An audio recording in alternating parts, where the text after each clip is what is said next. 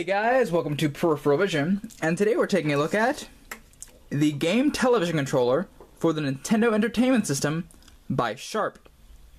Now, at first glance, the game television controller looks entirely unremarkable. In fact, if you set it next to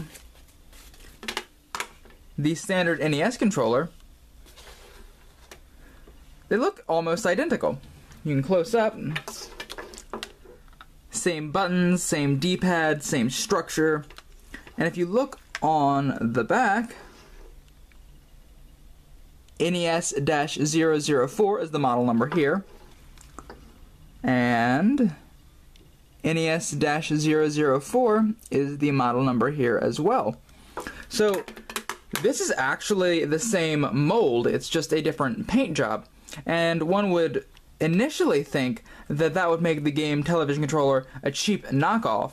However, this is where a collector has to do the research and figure out the context. So, what's the context for the game television controller? I will tell you.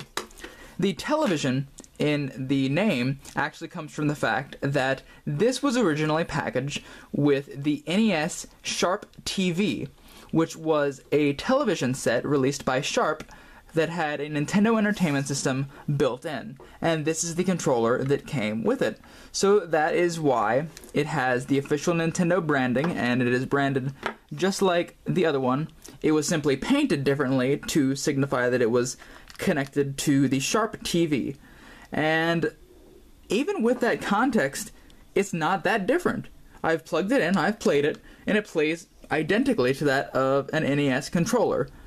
What makes it special is the fact that the NES TV, and thus the game television controller, is exceedingly rare, or at least exceedingly valuable. So finding one of these out in the blue, if you didn't know what you were looking for, you just pass it by as some cheap knockoff and you wouldn't think to pick it up. Me, being weird and picking up every cheap knockoff or third-party controller, I just picked it up on a whim. I actually didn't know about this one yet, but I did my research and I found out that this is actually a very rare and interesting controller. So not only is this a review, it's more of a lesson. Definitely check out the information behind the things you're looking at, especially if you're a collector of the weird and obscure, and sometimes you can find something awesome from it. And as always, later days.